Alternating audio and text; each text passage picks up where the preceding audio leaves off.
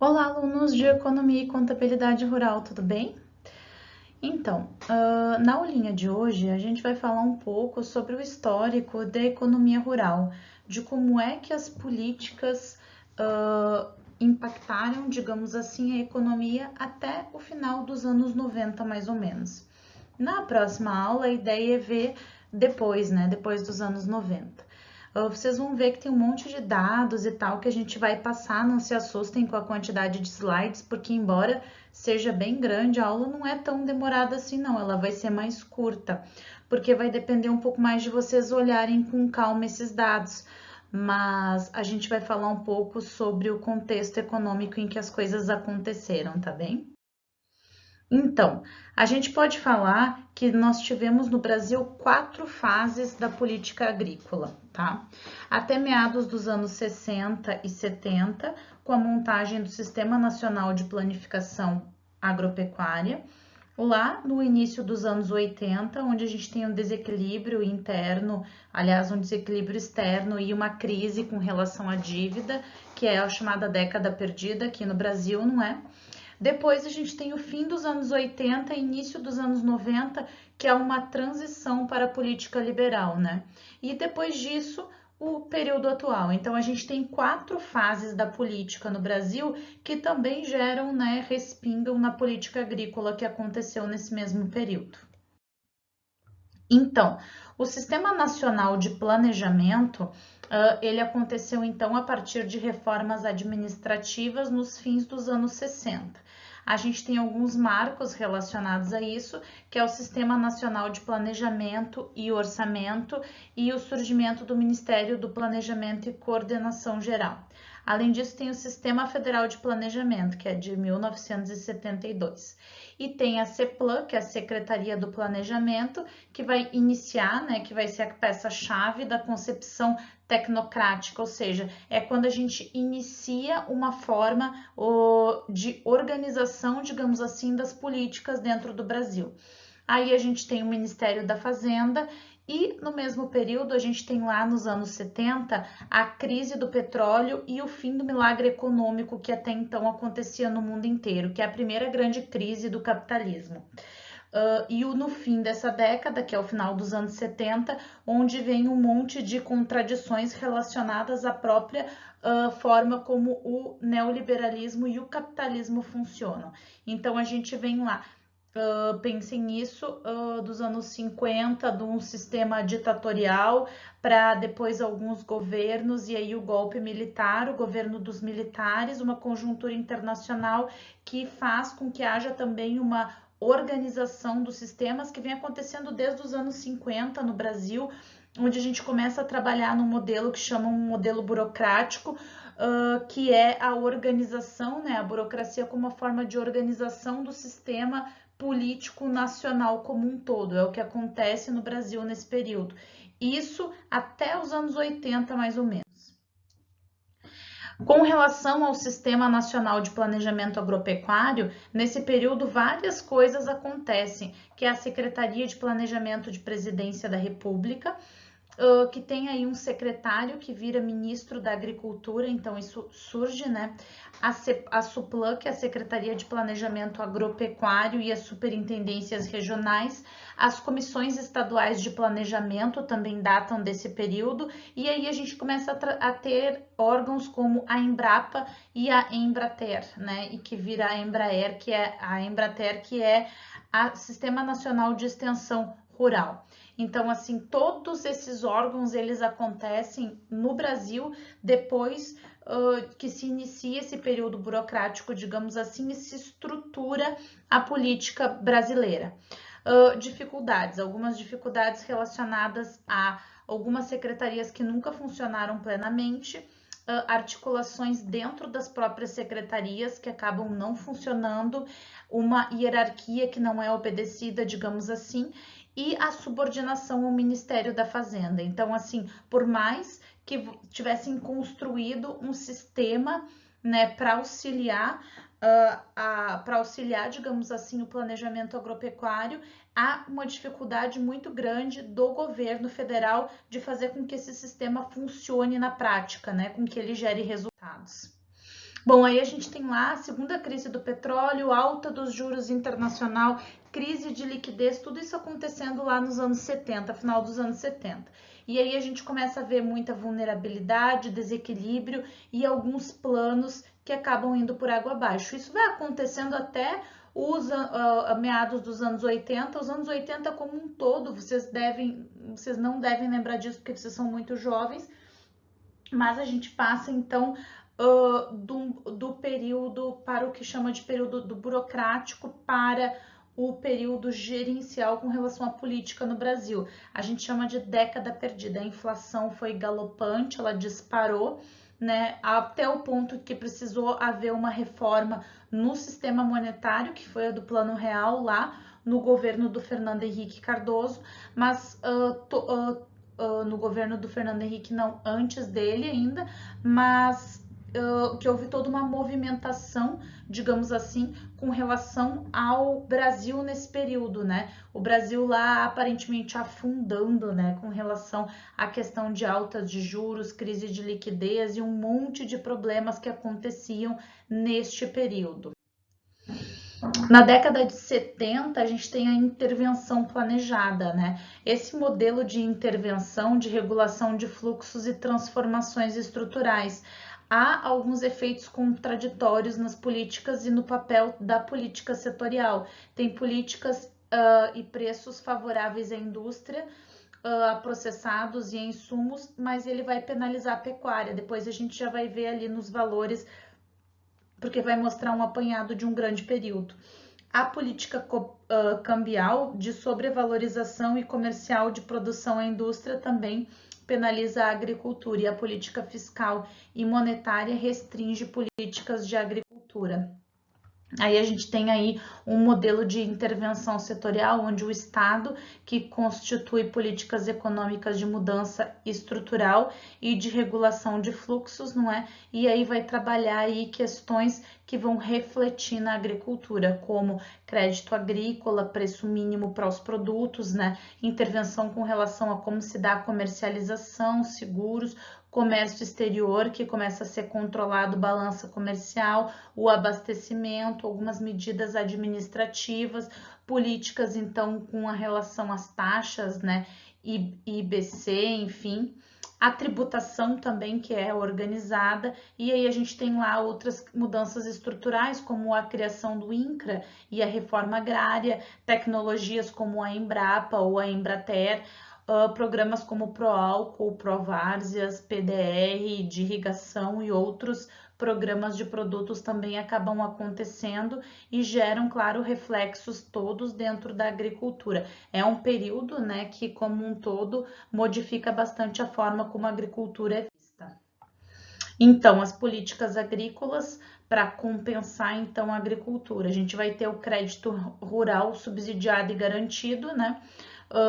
O crédito rural que vai começar a acontecer com juros mais baixos para subsidiar o financiamento da área rural, retardar então a aplicação da legislação trabalhista na agricultura, algumas isenções tributárias relacionadas a tipos específicos aí de plantio, intervenções nos sinais de mercado, objetivos de modernização, autossuficiência, e aí vai falar um pouco dos complexos de soja, vai falar do programa Proálcool, que aconteceu também, e aí a gente vai falar sobre incentivos fiscais na Amazônia, enfim, e aí alguns incentivos que levam as pessoas a saírem, principalmente do sul, e irem para outras regiões do país plantar, porque é incentivo por plantio em outras regiões.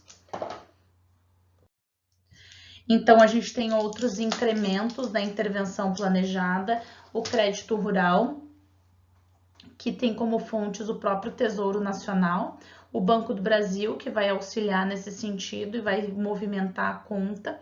E aí a gente fala de algumas consequências negativas dessa intervenção planejada, que são as desigualdades de produto, produtor e região na distribuição dos recursos, algumas ganham muito mais do que outras regiões, a concentração fundiária e valorização da terra, então, como um ativo, né, porque ela vale, ela tem um valor, o aumento do risco de abastecimento interno de alimentos, agravamento da situação social, mecanização e problemas ambientais também. Então, política de garantia de preços mínimos.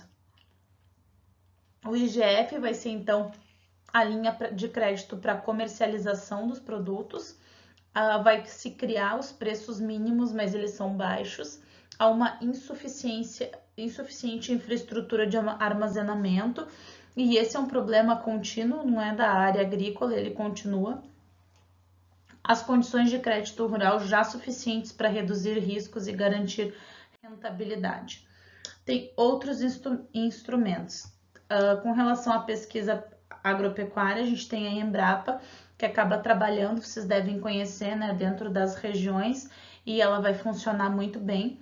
Programas de desenvolvimento regional e rural, Proterra, PIM, Programa de Irrigação do Nordeste, PDRI e vários outros programas que são regionalizados e vão servir então para fortalecer a agricultura. Outros programas específicos, programas relacionados à modernização das cadeias, regulação, intervenção de créditos. É um sem fim de novos programas que são organizados e fornecidos. Aí a gente vai passar lá para a política macroeconômica nos anos 80, né? As políticas desenvolvimentistas. Nos anos 80 nós temos políticas de estabilização e reformas estruturais. O fim dos financiamentos externos, que acontece em 82, e a gente tem lá, entre 79 e 82, uma maxi desvalorização, tanto do real quanto um aumento absurdo de preços que vai criando superávit e recessão até o final dos anos 90, não é? Aí a gente fala lá de reformas estruturais, porque o nosso PIB diminuiu muito e o saldo da dívida externa era galopante, era incrivelmente alto. Então, reformas estruturais referem-se a também reforma da própria Constituição, não é? A gente daí tem uma nova Carta Constituinte que é construída lá em 1988, a gente tem o fim do período ditatorial, a eleição do primeiro presidente eleito de forma democrática, digamos assim, através do sistema político partidário e do voto de participação, e a gente tem uma nova forma aí de construir política no país, a partir de 88. Então a gente tem fortes intervenções nos mercados e combate aos sintomas e não às causas da inflação. Então o que vai se fazendo? Vai combatendo os sintomas lá adiante, o que está acontecendo, né? Vai aumentando o valor da moeda, aumentando o valor do quanto as pessoas recebem, isso só vai prejudicando a inflação, porque os preços continuam muito, muito altos. Aí a gente tem congelamento dos depósitos, empréstimos compulsórios, todo mundo sabe o que foi a desgraceira que foram os governos até que o plano real fosse estruturado e mudasse então a política monetária, econômica dentro do Brasil. E aí a gente também tem mudanças da política cambial, que é quando a gente faz, né, a jogada R$1 igual a $1. Isso já aconteceu, já foi assim, já faz bastante tempo, mas foi assim lá no Fernando Henrique, e isso mudou totalmente a forma com que o Brasil se estruturou, né, depois desse período. É o plano cruzado, então que iniciou em fevereiro de 86, né, a partir de um diagnóstico de inflação inercial. A gente tem lá políticas, que é a nova moeda, o cruzado, congelamento dos preços e incentivos fiscais e tarifários para estimular a oferta de produtos agropecuários.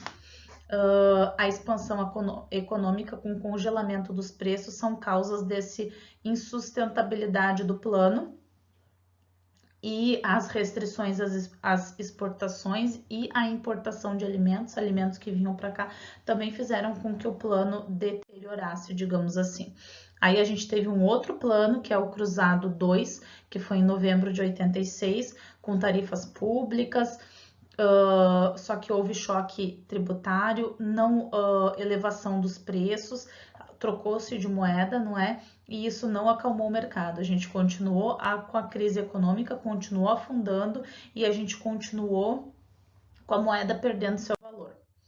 Até que em 87 veio um cara, que é o Luiz Carlos Bresser Pereira da Silva, que construiu um plano que chamou Plano Diretor da Reforma do Aparelho do Estado,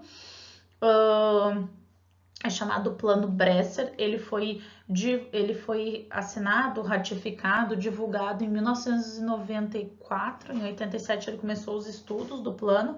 O Bresser é um professor da FGV que viajou para a Europa, ele foi para Londres, ele foi para a Inglaterra, verificou como é que se dava o funcionamento lá e trouxe ideias do neoliberalismo, digamos assim, para aplicar, para mudar a estrutura como o governo funciona de certa forma. Então, o governo passou de um governo burocrático, baseado em regras, leis, enfim, para o que eles chamam de governo gerencial. Então, a partir disso, eles pegaram a Constituição e fizeram uma mudança radical, um emendão na Constituição, digamos assim.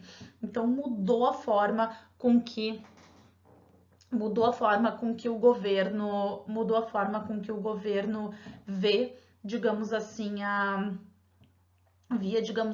forma de se organizar politicamente o nosso país, politicamente e a estrutura, digamos assim, do Brasil.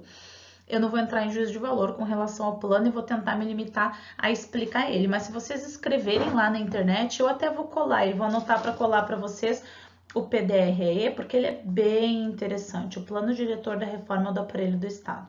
Eu tenho fortes críticas a ele, inclusive o Bresser Pereira tem críticas ao plano que ele fez.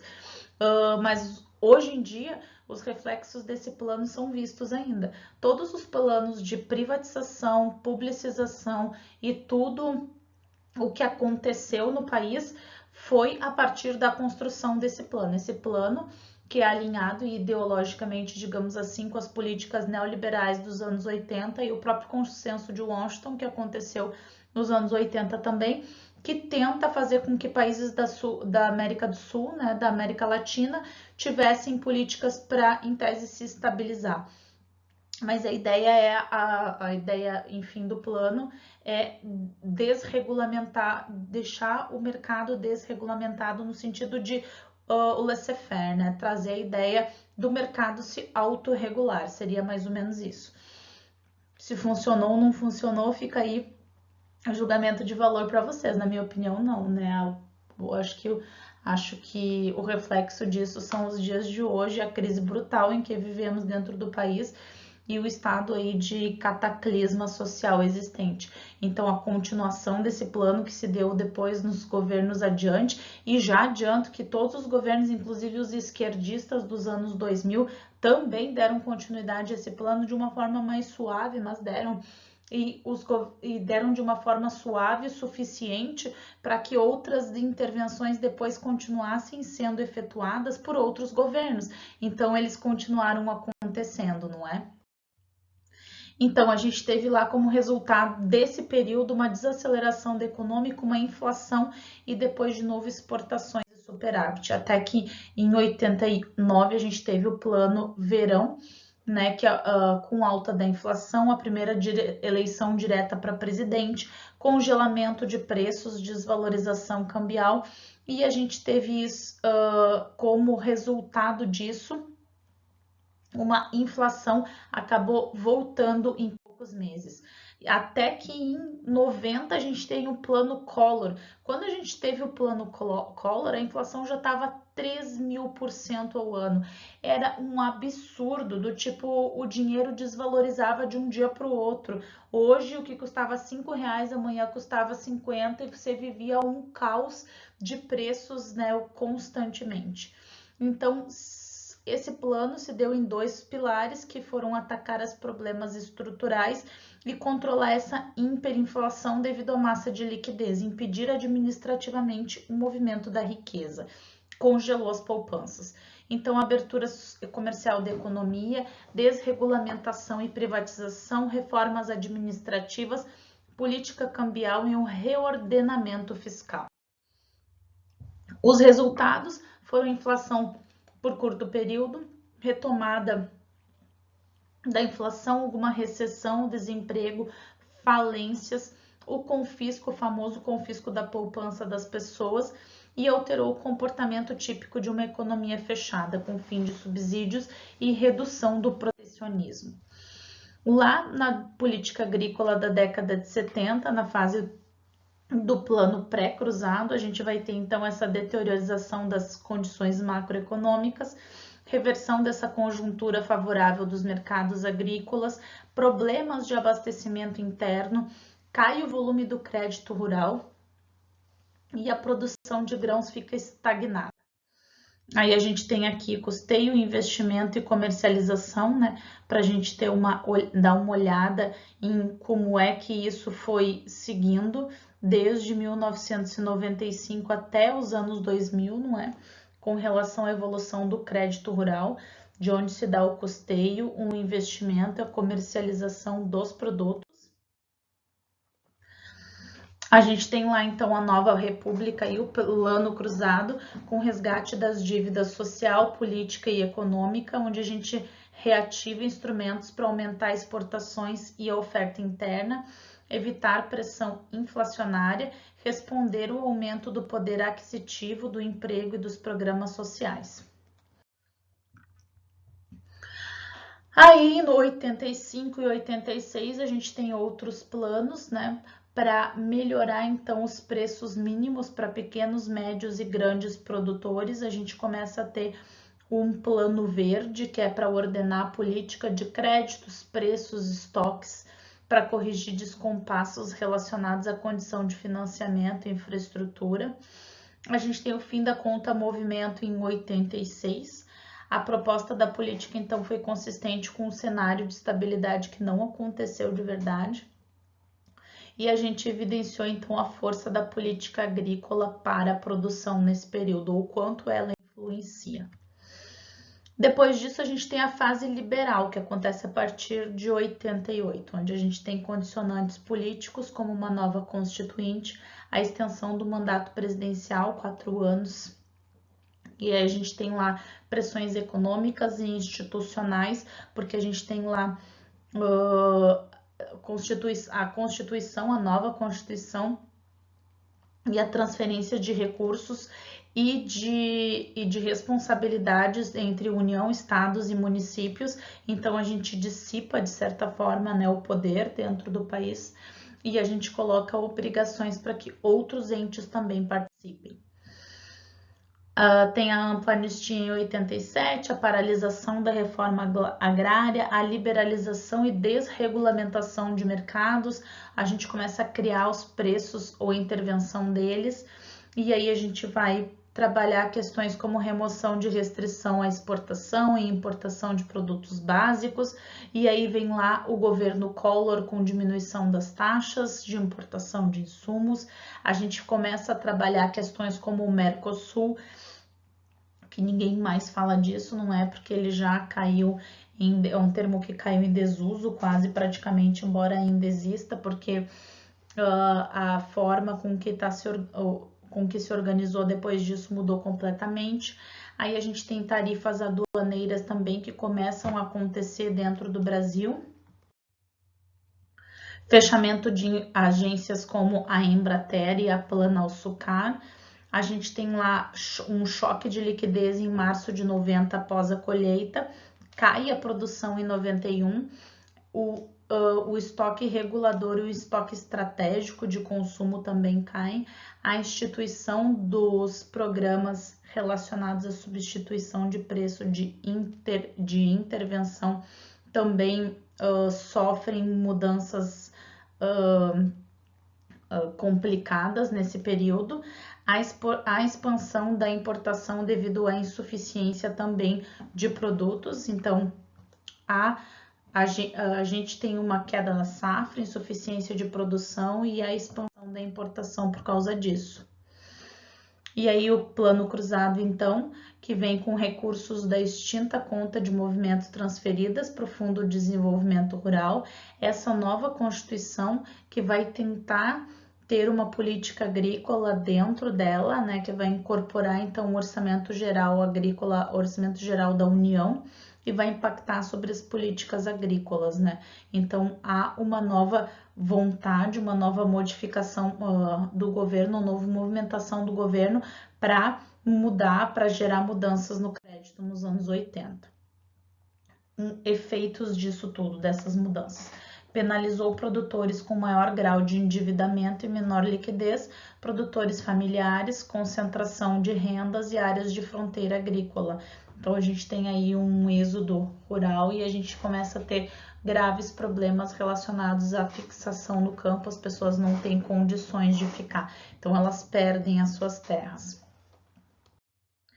Então a gente vê aqui a evolução do crédito rural também, mas a partir então de 1995, no gráfico anterior, a gente viu o período anterior, né, que oscila bem mais, e a gente vê aqui uma clara noção do investimento total relacionado a custeio, investimento, comercialização e o valor total, não é? O quanto aumentou, digamos assim. E aí a gente tem aqui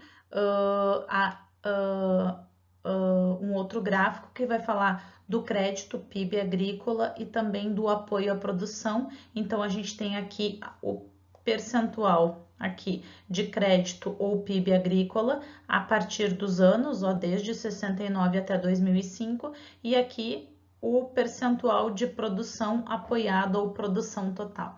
E a gente tem aqui os períodos, a intervenção maciça, a crise da dívida e o período de inflação baixa, digamos assim.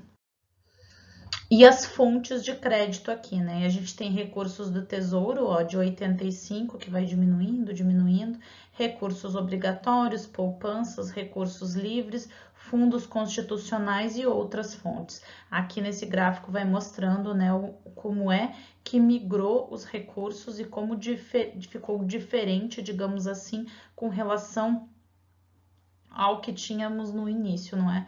A maior parte vindo de recursos do Tesouro, até que a partir das modificações das políticas, isso quase zerou praticamente, aí vem recursos obrigatórios, poupanças, outras fontes e recursos livres.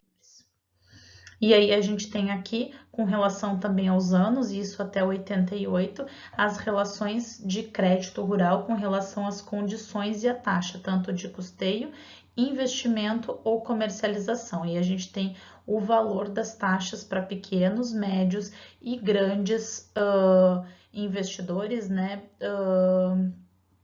Relacionados ao período, quanto custava, é o percentual anual das condições e taxas de juros para crédito rural. Por exemplo, lá no ano de 78, 10% ao ano para pequenos, lá para investimento 10%, comercialização 10%. E aí isso vai modificando até 88, onde as taxas elas vão ficando diferentes. Com relação à taxa real de juros também, né, a partir dos anos, a gente tem aqui uma evolução que tem aí essas taxas, digamos, negativas, e aí elas vão aumentando até taxas de juros de 11,8, enfim, que são taxas reais de juros, porque foram recalculadas. Então, a partir dos anos 80, né, 79, os preços passaram a ser fixados de acordo com custos de produção. Em 81, a criação dos preços base, corrigidos mensalmente, e aí a partir disso a gente tem plano cruzado, congelamento de preços de novo, e a gente tem lá alguns problemas operacionais, como a alta demanda por proteção, que superava então esses recursos disponíveis e capacidade de armazenamento oficial, o atraso ou não realização de aquisições, a liberação de empréstimos em atraso, congelamentos de preços, e a gente tem lá intervenções no ano de 88 e a Lei Agrícola de 91. Então, deixar então de comercializar para o setor privado, inclusive importações e intervenções dentro desses limites do novo Conselho de Políticas Nacional da Política Agrícola. E aí começa a se questionar o papel do setor privado nessa comercialização, que é a pressão por demanda para a formação de estoques, a retração dos anos de elevada oferta, um aumento da flutuação de preços, e aí a gente começa a ter um estado interventor que vai ter limitações também na sua intervenção. E aí a gente tem aí os índices de preços mínimos reais no Brasil de vários alimentos da década de 70 até 95, algodão, arroz, feijão, milho e soja, que a gente vai ver aqui um histórico, né, do quanto mudou, digamos assim. E aí a gente tem lá a política de garantias de preços mínimos dos anos 80 até os anos 90, depois disso, para cada um das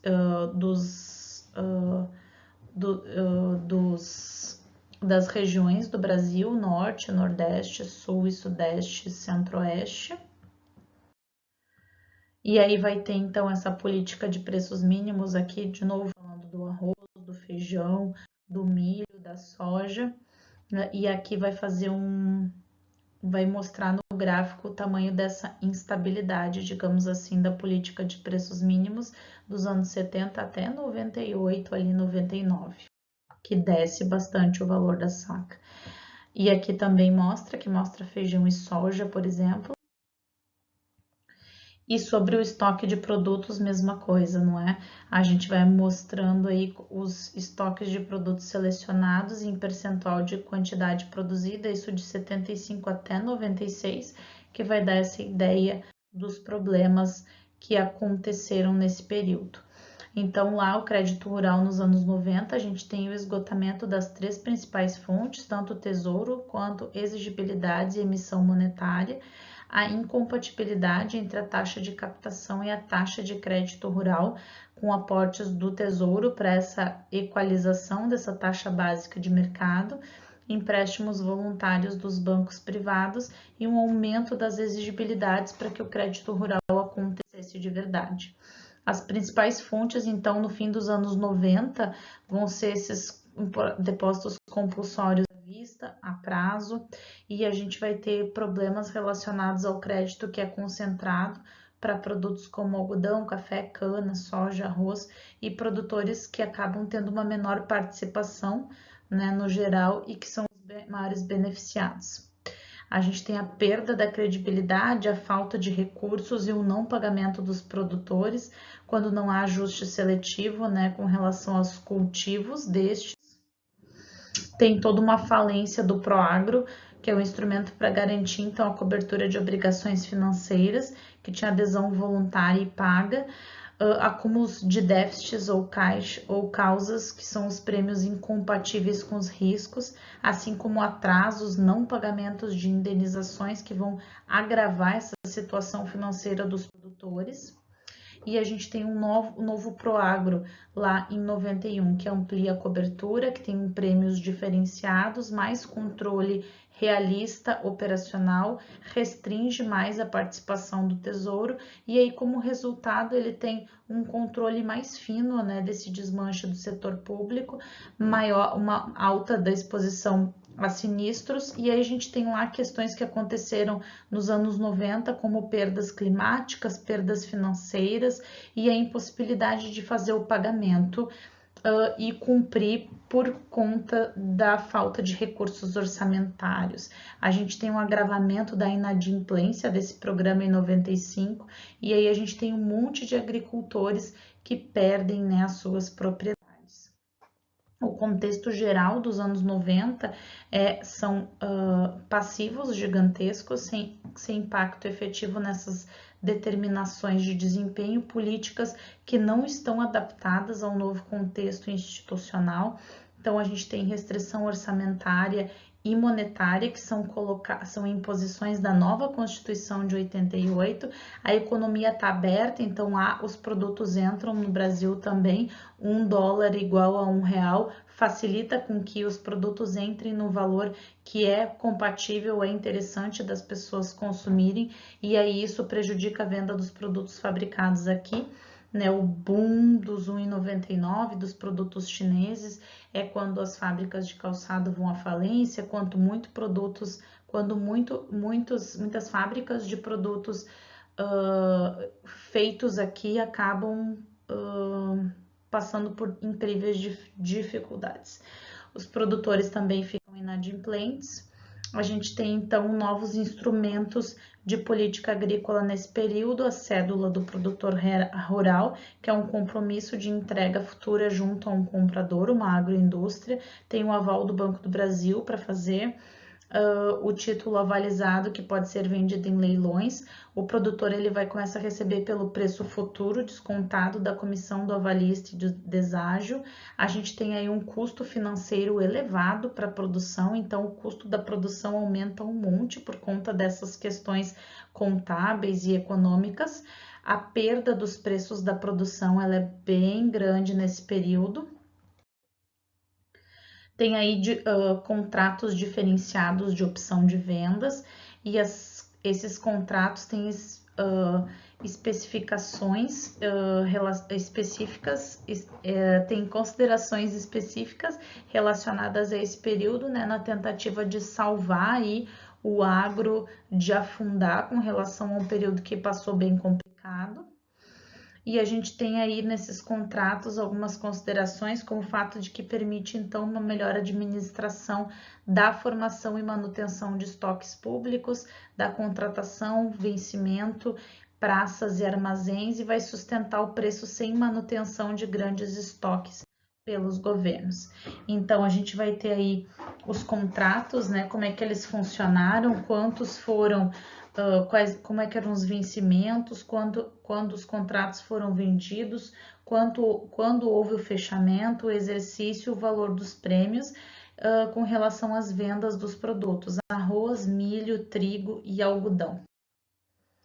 E a gente tem o prêmio do escoamento de produto, que é uma outra política que tem como função, então, garantir o preço de referência a produtores e cooperativas, para que não perca, né, valor, regular o abastecimento interno sem aquisição de estoque pelo governo e na operacionalização, ou seja, no funcionamento desse prêmio de escoamento de produto, a gente identifica aí um problema regional, o CONAB, que oferece um bônus ou prêmio em leilões públicos aos interessados em adquirir, então, o produto do produtor.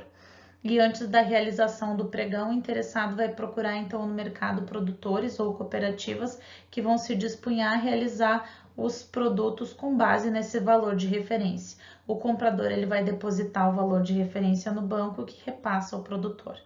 E o valor do bônus, então, vai estar em torno do preço de mercado, preço de referência. Vai estimular o setor privado, onde os preços estão deprimidos, e vai evitar o comprometimento de grandes somas. Aí a gente tem lá um exemplinho de como é que era esse tipo de leilão, né, de como é que ele funcionava na prática. E aí vai falar um pouco aí sobre as vendas de prêmio para escoamento de produtos em um determinado período, que é, por exemplo, janeiro a outubro, como é que funcionou este escoamento de produtos. Aí vem o PRONAF, o Programa Nacional de Fortalecimento da Agricultura Familiar. O PRONAF, vocês já devem conhecer, ele promove negociações e políticas públicas em órgãos setoriais, o financiamento de infraestrutura e serviços nos municípios, o financiamento da produção da agricultura familiar, o crédito rural e a profissionalização dos agricultores familiares. Então, as fontes são os fundos constitucionais, o FAT e a exigibilidade bancária. Os requisitos para o PRONAF é utilizar trabalho familiar, admitindo então até temporários e 2 permanentes, explorar uma área não superior a 4 módulos rurais, lembrando que módulo rural é diferente em cada uma das regiões, é sempre preciso pesquisar. 80% da renda tem que ser proveniente da exploração, então, da terra. Então, para acionar o PRONAF, você não pode ter outros empregos. O limite máximo da renda anual era de 27.500 em 1999, quando surgiu o plano. A certificação de sindicatos e organismos era bem importante para dar uma garantia de funcionamento do plano. A nova modalidade de crédito rotativo, então, vou falar do orçamento simplificado, investimento e manutenção da família, encargos sobre esse saldo devedor e a renovação a cada 2 anos, utilizando, então, utilização livre dos recursos e a amortização total ou parcial deles. E a gente vai ter ali uma evolução do Pronaf com relação à modalidade de créditos. Em 95, Pronaf para custeio, depois 96 para custeio e investimento, depois custeio e investimento especial, custeio rural e rápido. Então, a gente vai aumentando até que 99 tem ali também o agregar a agroindústria. Aí tem também o número de evolução dos contratos, que 95 inicia com 31 mil para chegar a 1 milhão e 200 em 90. Ali uma evolução dos recursos em milhões para chegar a mais de 3 milhões nos anos de 99.